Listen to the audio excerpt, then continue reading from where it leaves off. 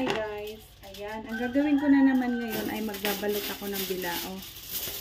Kasi meron akong pa-order mamayang hapon na 8 bilao ng puto. So, ganito lang naman to.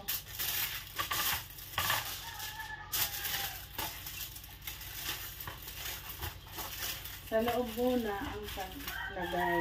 Sa kanya na ito paikot. Para malinis. Ayan. Okay.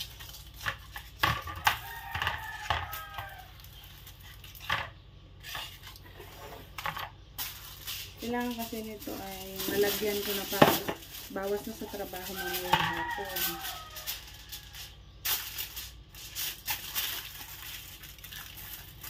So, ganito lang. Paikot lang sa loob. Ayan.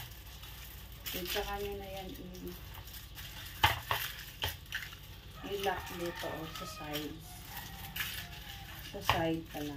Ay, circle. Ayan. Sukatin nyo na lang. Ang size ng bila ako dito ay 10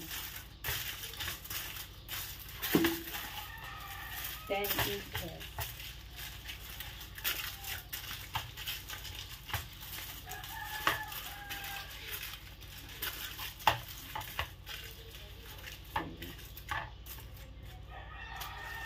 Maganda nga yun guys, maubos yung aking egg white. Dahil pag hindi naubos, gagawin ko candy. Kailangan akong maraming egg white. At naggagawa ako ng leche plan. So, 8 itong ginagawa ko guys.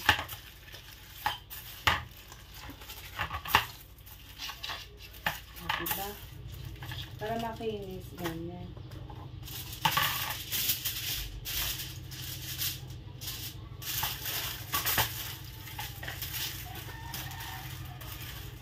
Dapat nakapatong siya guys sa flat surface.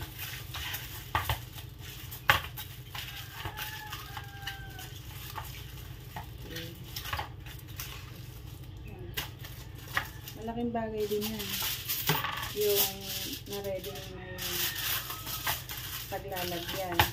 Diba? Para kapag malamig na ang puto ko, diretso na sa bilao. Then, nag-slice pala ako sa bilao kapag ready na for packaging. Naka-slice ko talaga to.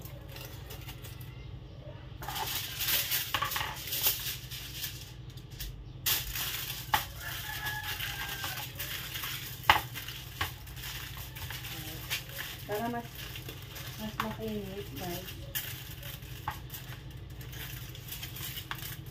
Bila ako na isa ngayon. Hindi ko napansin yun.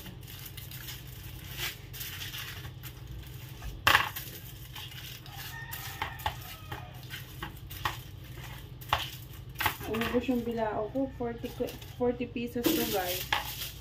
So, benta ng mga size 10 ko ngayon.